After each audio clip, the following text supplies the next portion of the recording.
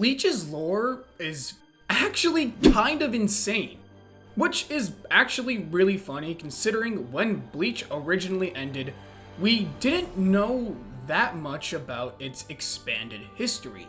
Sure, we knew that the Soul King was the anchor of the three realms, that he was the one who created them, and he's the one who holds them together, and Yhwach destroyed that. But we didn't know where he came from, what he was, how Yhwach was actually his son, how Squad Zero fit into the picture, and basically everything when it comes to the real secrets of Bleach.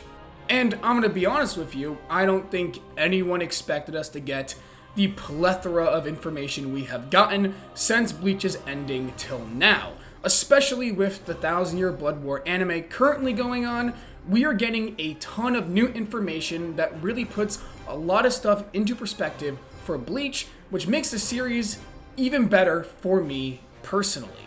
So today, I really wanted to talk about Bleach's lore because I think it's something that isn't talked about as much in the community and is something I believe we should all appreciate a ton because Kubo didn't need to give it to us, but he did because he's awesome and Bleach is amazing. So let's really just dive in and talk about it.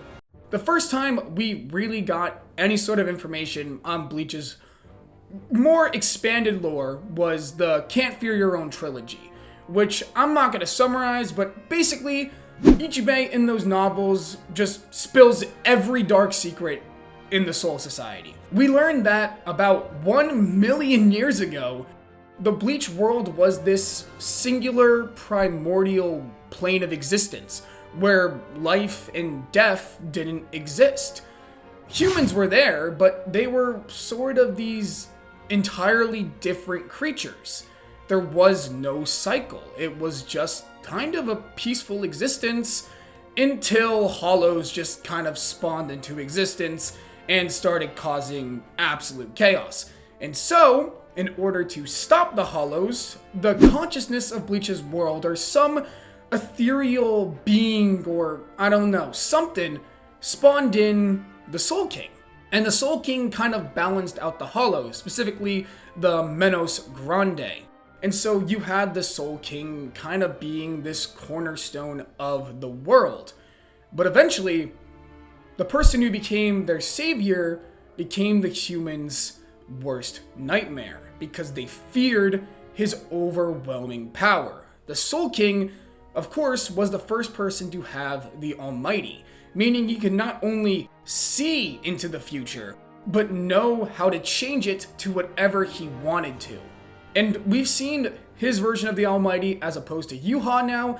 It looks slightly different and a bit more powerful, so perhaps it even had other abilities that even Yhwach doesn't have, which is just insane to think about considering how powerful the Almighty already is. And so, the 5 elders of the original noble families decided to come together and create a new world order using the Soul King as its anchor. And so the Soul King, using his power, separates the world into 3 separate dimensions. The world of the living, where the humans went, Hueco Mundo, which was home to the Hollows, which, fun fact for you guys, if you don't know this, but the sand in Hueco Mundo is actually the ashes and remains of the Hollows the Soul King killed. So that just, again, shows you how incredibly strong this man was. And then finally, of course, we have the Serete, where the Quincy's and Soul Reapers were. And so you had these 3 separate worlds, all governed with the Soul King as its heart. Which leads us to something really interesting that just got revealed in the anime, the Soul King's name being Adonais. Now, on the surface level, the name Adonais is just really cool. Like, my name is Adonais. Like, that is badass as hell, man. I'm sorry. That's so freaking cool. But when you look at it deeper, it actually ties back to ancient Gnosticism. It's one of the archons of that religion. Adonais stands for the sun. He's the one who keeps humans on the mortal plane. Which, when you think about the Soul King's role in the world, governing souls throughout the 3 realms, the name Adonais makes perfect sense. And I really like that indication, and it was even hinted at in Core 2 during Yhwach's Ashwallen speech, where he says Coffin of Adonias, which we now know, of course, is him talking about the Soul King's seal, because the Soul King didn't just separate the three realms and sat on a throne and was like, I am God. No, they straight up feared his power so much that the 5 noble leaders chopped off his arms and limbs and shoved his ass in a crystal, and Ichibei even wanted to do that to Ichigo. So that is just all kinds of screwed up on Ichibei's part. But Ichibei ain't innocent, guys. Like he's a little much. So what does this all really tell us? What does this add to Bleach? Well, besides just the history that gets added with this, it actually really makes us look back on some of the motivations behind Bleach's central antagonists, Aizen and Yhwach, because both are heavily related to the Soul King and the original sin, which is everything we just talked about with the sealing of the Soul King. Now, why would Yhwach hate his father, Adonias?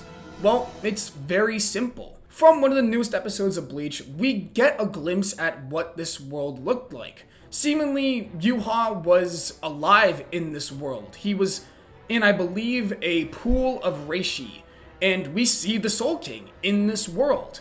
And again, this world was one where life and death didn't exist. That sort of fear wasn't around. And so when the Soul King separated the world, Yhwach was reborn into this 3-dimension system. A world where fear and death were just present. They were a constant now.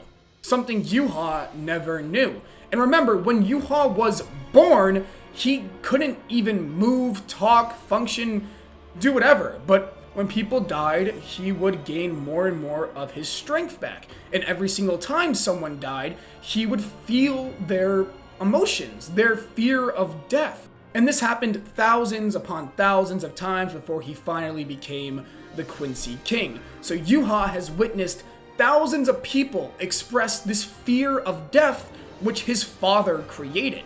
And on top of that, this also links back to the Almighty. In the episode Kill the King, we learn that the Soul King knew basically everything that was going to happen in Bleach, even millions of years later. We know that he knew about the assassination of his son's people, the Quincy, at the hands of the Soul Reaper. The Soul King, Adonias, knew everything, and Yhwach knows that, and he believes that his father betrayed him, because he eventually led his son to create an entire population of people that were loyal to him, and he knew they were all going to die. So Yhwach blames his father for the death of his people, for the suffering he's endured, and for creating a world where people have to fear death, which is the exact reason why Yhwach's goal in Thousand Year Blood War is to kill the Soul King and recreate this primordial ethereal world. And this leads us to Aizen, who is a bit more easier to talk about because we didn't know really what the Soul King was when Aizen was the villain. We just knew he wanted to be a new Soul King. But after Thousand Year Blood War, we learned that he's stuck in the crystal and he's not even really conscious, and Aizen believes he's inherently a better ruler because he believes a world under him would be better than a world under someone who can't even, do anything. But with these new bits of lore, we learn more about why Aizen is so disgusted with the Soul Society. It's not only because the Soul King isn't really a true ruler and Aizen believes that humans should have the right to decide things for themselves and not be controlled by some sort of puppet or Squad Zero. It's also because he believes that the justice system and the system of the Serete is flawed because it relies on a system where true justice isn't really shown. And we see this through the character of Tosin. He wholeheartedly believes that Aizen, as the Soul King, can create a world of true justice. And Aizen probably believes this to some extent as well. Aizen's entire character is based upon this idea of humanism. He believes in the value of people, but he also doesn't believe in the value of trusting people. He just believes that you should be strong and have influence, and he kind of sees himself as this almighty person. He definitely has a little bit of a god complex, but Aizen still hates the original sin. He hates what the Soul Society is, what it stands for, and he wants to change it. I mean, he rants to Kisuke about the Soul Society obeying that thing, obviously referring to Adonias. So even with all this new lore stuff, even though it's not connected really to Aizen whatsoever, we get a ton of new context for why Aizen is doing what he's doing. And I think that is so cool, especially since Can't Fear Your Own World came out after Thousand Year Blood War. But this leads me to my final point of the video when it comes to Bleach's lore. Why are we getting all this? Why is Kubo just deciding to absolutely cook with all this new information, making the light novels, putting all this stuff into the anime? What's the point? Why are they changing so much? Well, it's probably all because of the Hell arc. I think every Bleach fan knows that Kubo is going to continue this storyline in some way, shape, or form, whether that's the manga coming back, it being anime exclusive, light novels, whatever, we are going to be getting this story, and in order for this story to make sense, we need to know all this stuff about Bleach's history, because Hell is a total enigma to this entire lore, because Hell is an entirely different dimension, separate even from the original one where the Soul King was born. It was around maybe even before that, and we know for a fact the Soul King wasn't around when Hell was born either. It's a place that pre-exists literally everything we know about Bleach, so we should naturally know all we can about the world so Kubo can expand it even more in the Hell arc. Maybe even tying back into more of ancient Gnosticism with some of the other archons, or, you know, just giving us some context and allowing us to see people like the original Gotei 13 because they're gonna come back in some way, shape, or form in this future story arc. And so everything that is going on with Bleach's lore is all to set up this new ending for the series. At least that's where I think the series is going. Anyway, I hope you guys enjoyed this video. If you did, remember to leave a like, subscribe to the channel, and turn on all notifications for more high quality Bleach content. I'll catch you guys next time.